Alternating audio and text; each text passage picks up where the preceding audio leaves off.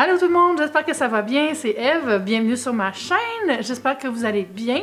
Aujourd'hui, on a une thématique Saint-Valentin, mais une thématique Saint-Valentin pour la maison. Que vous soyez célibataire, en couple ou même en ménage à trois, j'ai pensé vous offrir 20 conseils pour donner un peu d'amour à votre maison. Alors avant de commencer, je vous invite à vous abonner si ce n'est pas encore fait et on y va tout de suite avec le premier conseil. Achetez des fleurs et mettez-les dans un endroit où vous allez les voir souvent. Faites le ménage d'un tiroir. Faites le tour d'une pièce et regardez tous les objets décoratifs qui sont dans cette pièce-là. Simplifiez tout ça. Retirez certaines choses, achetez-en des nouvelles si vous voulez, changez pour quelque chose qui est dans une autre pièce. Bref, faites un petit rafraîchissement de cette pièce-là. Allez porter le sac de choses à donner là, qui traîne dans l'entrée depuis beaucoup trop longtemps, là, depuis que vous avez fait le ménage. Ça va libérer de l'espace et vous allez faire un beau geste par le fait même. Réparez un petit truc tout simple. Ça peut être un crochet qui est tombé, la serrure de la salle de bain qui marche plus, une petite affaire, là, juste un petit truc qui vous demande environ une demi-heure maximum. Ça va vous faire du bien. Puis la maison, on dirait qu'elle aime ça quand on prend soin d'elle, là, puis ça crée un beau rapport avec votre résidence. Lavez toutes les poignées de porte de la maison. Prenez votre nettoyant écologique favori, mettez un podcast ou une playlist de votre goût, dansez en nettoyant et frottez, frottez, frottez toutes les poignées. Vous allez voir, c'est plus sale que vous pensez. Invitez des amis à venir partager un repas, une soirée de jeu ou une soirée de film. Ça fait du bien d'inviter des gens chez nous et on dirait que notre maison adore ça quand elle est remplie de rire et de bon temps. Passez une soirée avec comme seule lumière des bougies allumées un peu partout. Pas d'électricité, pas de musique. Vous pouvez mettre le chauffage, là, ça c'est correct, mais profitez juste de la belle luminosité des chandelles, des bougies et juste relaxez, prenez du temps pour juste être bien chez vous, regardez les murs, flattez votre chat, juste être bien.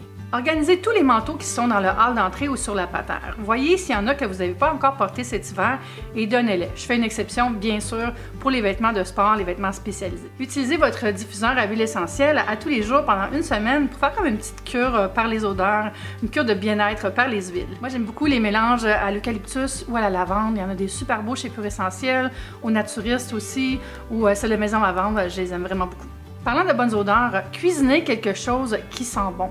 Embaumez toute la maison avec quelque chose qui cuit lentement sur le poêle, peut-être une soupe ou un mijoté.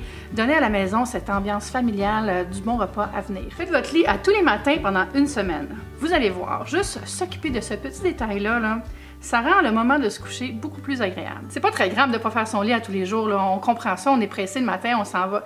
Mais je trouve que s'occuper de ce petit geste-là, c'est juste, ça prend pas de temps, là. Ça prend même pas une minute de faire son lit. Donc juste faire ça, c'est un beau geste pour sa chambre, lui dire merci pour la belle nuit à son lit et on se voit plus tard.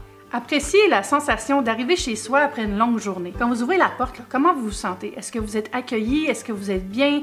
Est-ce que c'est chaleureux? Si c'est pas le cas, essayez d'analyser un peu qu'est-ce que vous pourriez changer pour que ça soit plus agréable quand vous arrivez. Peut-être ranger les trucs qui traînent dans l'entrée, ajouter une plante, des petites choses comme ça qui fait qu'on, quand on arrive, on est juste plus heureux. Faites le défi Organise ta vie, ma série de vidéos d'organisation qui est dans une playlist que je vais mettre sous la vidéo et juste en haut. Et c'est vraiment le fun, ça permet de faire plein de petits projets pour s'organiser, ranger, juste être mieux à la maison.